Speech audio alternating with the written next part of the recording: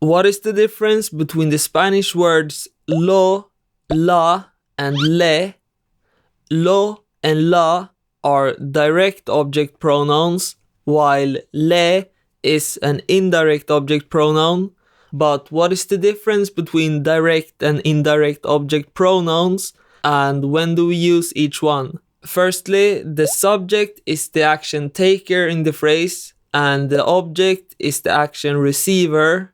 In the phrase, John chases the horse, John is the subject, the action taker, and the horse is the object, the action receiver. To avoid repeating ourselves, we can substitute John with he, a subject pronoun, and we can also substitute the horse with it, an object pronoun.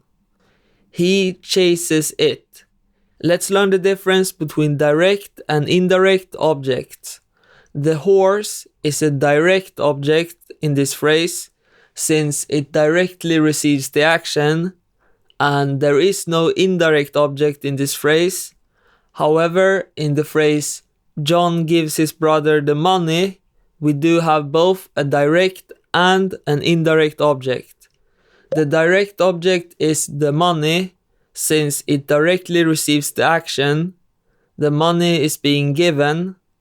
His brother is the indirect object, since it indirectly receives the action.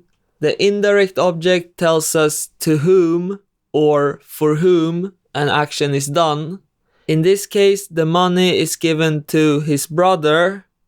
In English, the direct object pronouns and the indirect object pronouns have the same forms, but in Spanish they have separate forms. The direct object pronouns in Spanish: me, meaning me; te, meaning you, singular informal; lo, meaning him; it for masculine nouns, or you, singular formal; la, meaning her; it for feminine nouns, or you, singular formal; nos, meaning us; os, meaning you, plural informal, used in Spain; los, meaning them, or you, plural,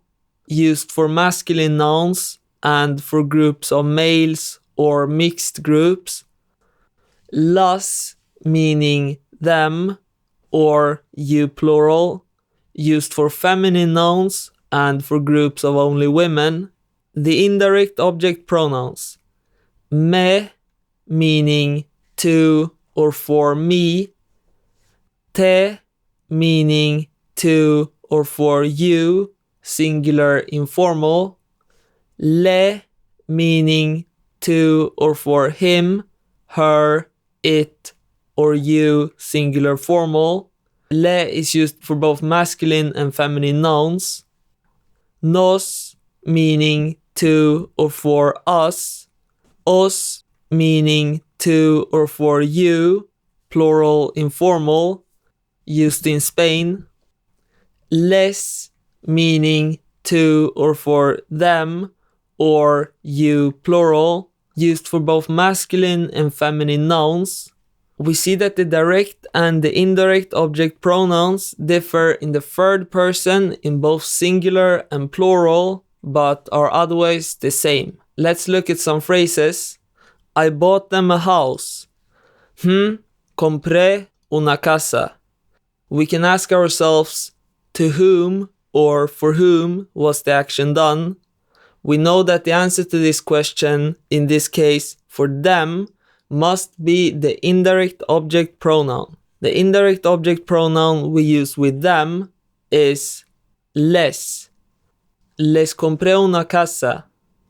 The house is the direct object pronoun in this phrase, since it directly receives the action. Also, notice that the word order is different in Spanish. Them, I bought the house. The object pronoun goes before the verb. We see you every morning. Vemos cada mañana. And let's use the singular informal form of you. You, in this case, is a direct object pronoun since you directly receives the action. The direct object pronoun for you, singular informal, is te. Te vemos cada mañana. You haven't shown Gabriela the photo. No, has mostrado la foto a Gabriela.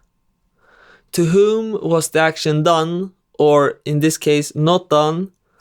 To Gabriela, in other words, to her. The indirect object pronoun we should use is le. No le has mostrado la foto a Gabriela. If we want to write you haven't shown her the photo, we could just write no le has mostrado la foto, but we can add a ella or a Gabriela to clarify that it is to her and not to him, to it, or to you singular formal. I don't read those books, but the kids read them a lot. No leo esos libros, pero los niños leen mucho. The direct object pronoun is the books. Libro is a masculine noun, so we should use los. No leo esos libros, pero los niños los leen mucho. If you feel like you understand the indirect and direct object pronouns, you can watch this video about when le and les become se.